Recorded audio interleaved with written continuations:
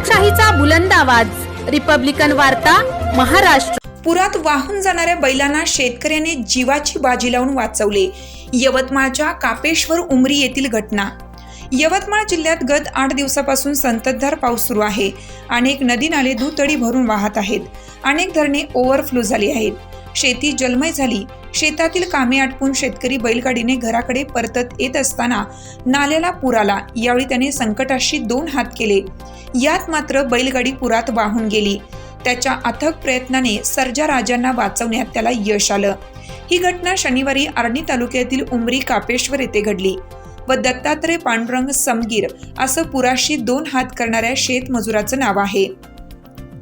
हे नेहमीप्रमाणे शेतातील आपले काम आटपून संध्याकाळी 6 वाजता घराकडे परत येत असताना मुसळधार पावसाने दमदार हजेरी लावल्याने शेतशिवाराच्या नाल्याचा अचानकपणे पूर आला व सदर बैलगाडी नाल्याच्या मधोमध असल्याने अख्खी बैलगाडीच पुरात वाहून गेली। त्या पुरातून शेतमजूर सुदैवाने वाचला असून शेतमजुराला बैलजोडी वाचवण्यात यश आलं।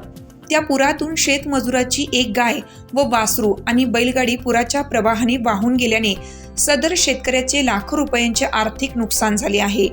त्यामुळे तहसील प्रशासनाने सदर शेतकऱ्याच्या झालेल्या नुकसानीची तात्काळ पंचनामा करून त्याला योग्य न्याय देण्याची मागणी परिसरातील शेतकऱ्यांनी केली आहे। शेतकरी हा जगाचा पोशिंदा असून तो शेतात ऊन, वारा, पाऊस या तिन्ही ऋतूत काळ्या धरणी मातेसोबत सतत काबाड कष्ट करून उपासमारी करून राबत असतो।